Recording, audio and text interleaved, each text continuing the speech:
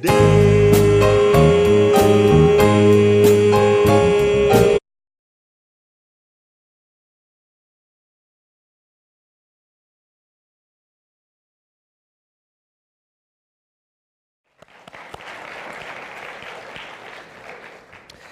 Good morning. How many people were here on Friday night? Yes, that was good. That's good. It was a great time, wasn't it? It was really fun. We had costumes, food, and music, and enough craziness to keep everybody happy. It was really, really fun. So fun, everybody said, you need to do this once a week. And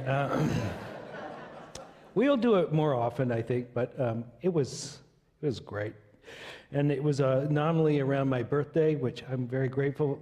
So many of you sang happy birthday to me, and I really thought, well, this is like being at a funeral, my own funeral without dying. It was like, God, that's more attention than, more something than I was used to. Today we're going to talk about purpose. And purpose, in a certain sense, I was talking to somebody after the first service, and in a certain sense, is where does surrender come into this? And I just want to answer that question so I don't forget it before we get started. Surrender is not antithetical to purpose. If you think of purpose as active and moving towards something and trying to create something and unfolding your abilities in a certain direction, surrender is what gives you the base from which to step forward from. You surrender to what is yours to do. You surrender to sleep so you'll have energy, and you surrender in meditation to clear the mind. So you get the base ready so that the outward manifestation can happen. And this base you might call the feminine. You get the feminine ready so that the masculine side of you can act.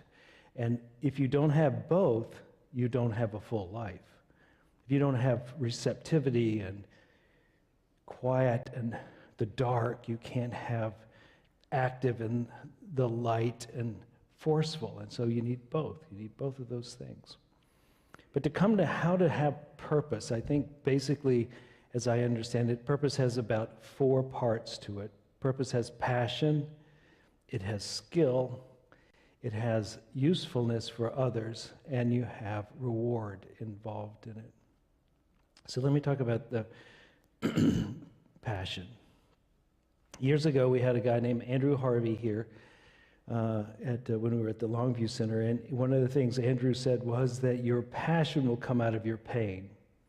Now, you can see where that would happen for a lot of people. If you have been in some way had a deficit in your life early, then you might want to spend the second half of your life filling that empty void, or righting that wrong, or making sure it never happens to someone else. If you were poor, you may want to be about prosperity. If you were bullied, you might be against trying to set up the conditions so bullying doesn't happen in schools or someplace like that. If you were maybe you were a slow learner, you might become a teacher or someone who feels compassion for those who are having a hard time understanding concepts or learning at the pace of other people. It doesn't really doesn't matter so much what your suffering was. Your antidote is going to be the fixing of that, right? So there are many ways that can happen. That's what Andrew meant by your passion will come from your pain.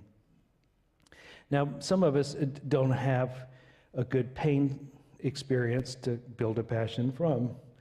Lucky us, right? So then it becomes the questions, it's a little harder to go, well, I know what really hurt me. I don't want to see animals hurt. Those people know what they want to do. They want to stop animal cruelty, etc. But if you don't have that, then you need to cultivate it. And cultivating something that you're passionate about is a possibility. It's like any other muscle, you can develop passion.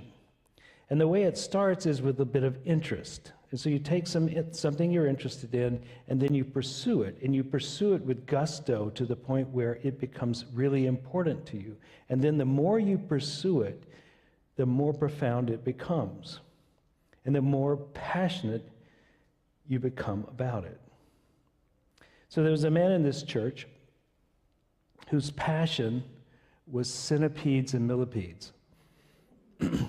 And he was, according to his colleagues, either number 1 or number 2 in the world as far as an expert on centipedes or millipedes.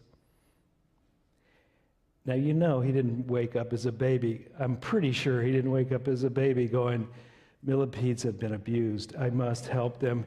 I think the way it worked was he found something that was interesting, maybe biology to start with, and then he narrowed it down, and he focused, and he focused, and he focused, and he focused, and he focused, and then it became a passion, and he really set about becoming the best at it he could be. And he was constantly talking about it, constantly thinking about it, working in the field, etc. He became skillful. Skillful is the second thing. So you want to be passionate about something, then you become skillful. So you get good at something. Now, Judy was just here. Oh, she still is. Judy, hey. Judy is a painter. And I've actually paid full retail for one of Judy's paintings because it was so good, and I thought if I did that, she would come to church. She didn't for 2 more years. But she does now. Anyway, so, but it was spectacular, this painting. Right? And I'm very cheap. So you know it was good. It had to be meaningful to me. It was just what I was looking for, even though, I didn't know it until I saw it. Because she was skillful. So she might have been passionate about painting. And I would never have bought one of her paintings. Do you know? She might have been, might never have happened, but she got to be good on it. She did the work it took to be good at it. She studied painting, she practiced painting, she spent days at the art space for years. You could find her there. She was doing her craft. And in doing her craft, through all the ups and downs of being a painter, she became quite skillful. Which led to the third thing about your purpose, is that it's useful for somebody else. So if she hadn't been skillful, one thing was true, people would not be buying her paintings, but it would be less useful for us. It would not be that interesting. It wouldn't be that great to have one of Judy Crane's paintings. But that's when it starts to pay off. You've been interested, you've developed your skill, and now you're able to do something that gives value to other people. And it can be one of those things that is about focusing on one person, or making the conditions for other people to be successful, or you bring something to them that they've never had before. You can think about what Stephen Jobs was noted for, which is bringing stuff that we hadn't even known we really wanted to us, and then charging big bucks, which is the fourth thing. It's once you learn how to do it and do it well, now the world will support you in doing it, which will reinforce the whole process again. You will become useful to the world, and the world will return its thanks. And sometimes it won't be in money, sometimes it'll just be in appreciation, sometimes it will be in feeling a part of. For instance, when you're here in this church, if you get really good at throwing a party, like on Friday night, everybody will give you a lot of appreciation. So I'm really grateful to Tom Edwards and to Anna and all the staff and volunteers that helped put that together. I mean, isn't that an amazing thing that someone would do all that, and they knew how to do it, and they pulled it together Tim gets a band, and everybody loves the band. Danui makes all this food. We have food. They were skillful. Danui was a professional chef. Tim's a professional musician. Anna's a professional party thrower. And, and it worked. And we had a great time because of skillfully put together, right? It wasn't just like, I'd like to throw a party, let's get some candy bars. It was well done. So you find something that you really care about, and if you don't have anything you really care about, you learn to care about something. Then you do it well enough, you work at it really hard, and most of the time it will be boring. Michael Phelps is a big swimmer. As most of you know, he's won more medals than anybody has ever won in any Olympics. He's just dominated the Olympics. And Michael Phelps is known for his workouts because most people do the equivalent of, let's say, one workout of the depth that he does 3 a day. Now, that's the way I'm as a kid. I can tell you there's nothing more boring than swim practice. Where you got a line at the bottom of the pool, and then you have the wall. Ooh, exciting. And then you turn around, come back down that line, and there's another wall. And that happens over and over. And that's all he has to do is swim that as hard as he can every day, day in and day out, 3 times a day. What a dedication. So much dedication that everybody thought he'd wear his body out. Certainly it would wear a normal person's body out, but maybe he's just exceptional, or maybe he just has more passion for it than others. But there's a story about him coming to the last heat of his last, in other words, his last race of the Olympics, and he's tired. He's in almost every event, and he's swimming now, and he's swimming against somebody who's really good. And they come to the finish line, and Michael Phelps wins by 1/100th of a second. Doesn't get any closer than that. And he won. You can imagine he won because he wins, right? Because he swims 3 times as much as anybody else. Because he's been at it. He's been doing it. He is very skillful. But he's also purposeful and powerful in what he does. And as we practice the skills of passion and skillfulness, you become powerful. You begin to multiply. It multiplies on itself. You become somebody, right? It's one of the things you see about people who spend a lot of time in meditation, who are really honest with themselves, who dedicate themselves to understanding the nature of reality and themselves, and they are ruthless about self-examination, ruthless without being too critical, but ruthless enough to see and to change. When you're in their presence, they become somebody you want to be around because they're like, whoa, there's something about them. They're dedicated. There's a presence that comes. And so sometimes what you do, the very thing you do on a more or less on a selfish nature, becomes a gift to the world around you. There's a story of, there's a young guy now, about, 30 years old, who, Indian by birth, but living in London, growing up in London, and he grew up seeking thrills, he said. So he did a lot of so-called bad things, among them taking a lot of drugs, taking risk, all sorts of behavior that I'm sure his mother wouldn't like. And he said he went off to college, he went to pursue money and power. And so he was trying to track with the CEOs and see what they do and do what they do and all this. And he went to hear a lecture by a monk.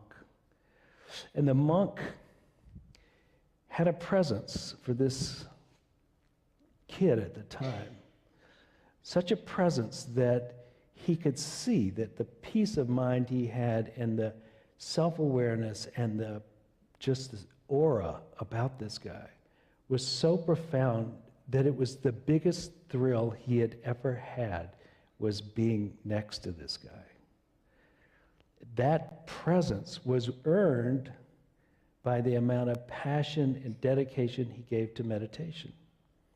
And so it was really an inward journey that this monk had done, but when he gave this lecture, he inspired this young man to become a monk. And he did. He wanted to see if it would bring him the same amount of presence, peace, and satisfaction in life. So he was up for a monk for about 10 years, and then he came out. He came out to work in the world, and he was working for somebody like Google or something like that, and decided to do his own web page. And in 1 year, he had 1 billion watches of his podcast. 1 year, 1 billion. And his effort now is to bring ancient wisdom and spread it among the world as powerfully and as thoroughly as possible. So he's largely taking the ideas found in the Vedas, the ancient Hindu text, coupling it with science and confirming it with science, and then putting that out into the world through these podcasts. And he's a handsome guy, and he's passionate, you can tell, and he's vigorous about it, and it must sell like, well, hotcakes, or better than hotcakes. So what we have is, with him, is someone who went with an interest, it got deeper and deeper and deeper. It became a passion for him. He became skillful at it. Now granted, it took him 10 years to be complete being a monk. And then he comes out and he's skillful enough at the details of life, how to run a podcast, how to edit, etc., that when he applies those two skills with his passion, he begins to be useful to at least 1 billion people. And surely that's monetized somehow, and he's doing fine, right? And we can do things that are helpful for other people, but sometimes we choose to play small. There's nothing wrong with playing small, but if it is in your capacity to play big at doing good, you will do the world a lot of good. And so those people who are talking about how to be well rewarded in life, the last piece, it's how many people can you do something good for, and how good can you do it for them? And that's your reward. So if you take somebody like Stephen Jobs, who comes up with the iPod and the iPhone and several other I's, it helps a lot of people. We love the iPhone, the iPad. We love those things. So we give him a lot of money. For him, the money, he could never spend all the money he made. No way. But what you can do is have the satisfaction that you've used your gifts and created gifts within yourself sufficient that when you went to apply them to the world, you made a difference. That's what you can really spend. You take that to the internal bank of self-appreciation. That's where that work gets its payoff, as you become a gift to the world. Now, granted, that's a long way from surrender. And surrender has its place, even in this process of becoming, because you surrender to the feedback from the world about where you really are. So if you're really about becoming great at something, you're going to get a lot of pushback. You're going to get, no, you're not, a lot, right? By evidence, where you have failed, where people have given you the feedback, or some other way, it's going to become obvious that if you're really intent on becoming something, that you're going to be getting a lot of news that you're not there yet. Right? How many people sat down at the piano the first time they wanted to learn to play the piano and they got it right off? No, it was all those ugly notes you hear that don't make sense that's telling you you ain't got it yet. Now, in a world where we're used to instant gratification, you have to develop the mindset that says, I want to know where I'm failing. And if I know where I'm failing, then I know what I can do about it. Because I trust myself to make the corrections, even maybe I have to whine for a little while, but I will make those corrections. Right? Now, that's not easy. And there's not many of us in this world that want to have that feedback. So you have to trick yourself to saying, I love the feedback. You have to trick yourself to saying, I want to hear where I'm not doing well. Otherwise, I can't be great. And to choose to be great or good at what you're doing, you have to embrace the feedback that's coming that says something less. And that's how you get to know what is yours to do next to be better. Right? I want to read you something which is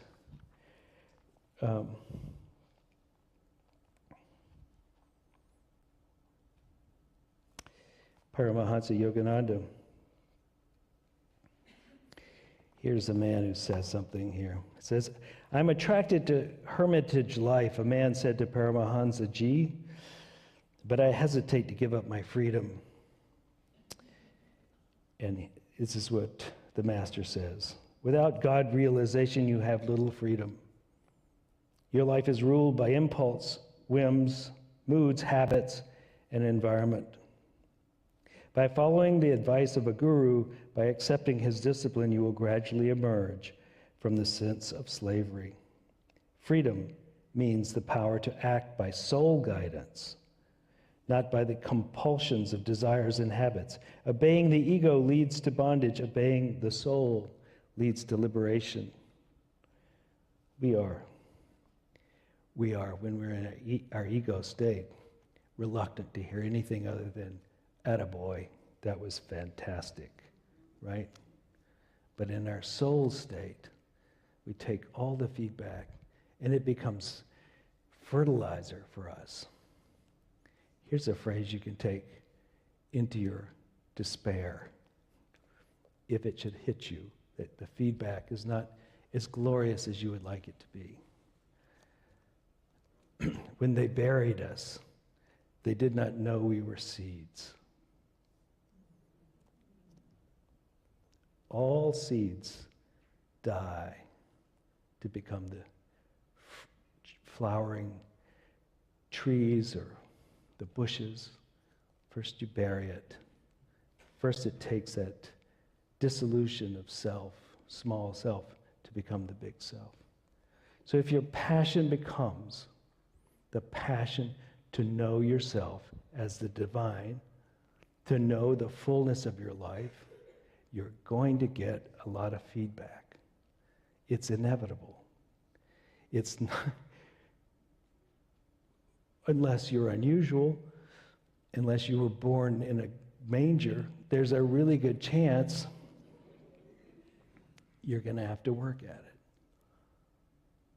But that passion, done skillfully, will lead to helpfulness to the world around you, and the world will support you in your pursuit, whatever your passion is. I want to read you one slightly unrelated topic. I want to read it, but I don't know why, because I don't think it makes sense here. And I have lost the piece of paper. So I'll tell it to you. So if you heard someone said, I am God, right, you might think he was crazy. But if you heard someone say, God became me, you might go, oh. Because what else could become you, other than God, because in the beginning there was only spirit, there was only the divine, but it was unmanifest. And then it becomes manifest as you, among other things, but manifest as you because that's out of which everything is made. And to become passionate and purposeful about being what you can be is a further deepening of the manifestation of the divine in the physical world. And so being purposeful, besides agreeing with our general nature, which is, of course, to be purposeful. Any creature that's alive is purposeful. It goes and gets what it needs to make a vibrant, full life. It's purposeful. The tree gathers water and minerals and sunlight and extends itself upward so that it can become itself. The animals do whatever they have to survive. That is purposeful living. We, in a society where things have gotten easy, can lay on our laurels long enough to become slovenly because it's easy. But it's more engaging, more life-affirming to be purposeful. And we should take vacations where we're not purposeful. We should take time off every day and not be purposeful. We should not make that all we are, but it is the incarnation of the divine as you, extended into the way you act into the world. That's purpose. So that's why I think it's good for us to do it, to live with purpose, to know your purpose. And if you don't have one, make one up. And do your best you can to be good at it. And make it useful for other people at some point. And then expect rewards to support you in the process. Let us pray.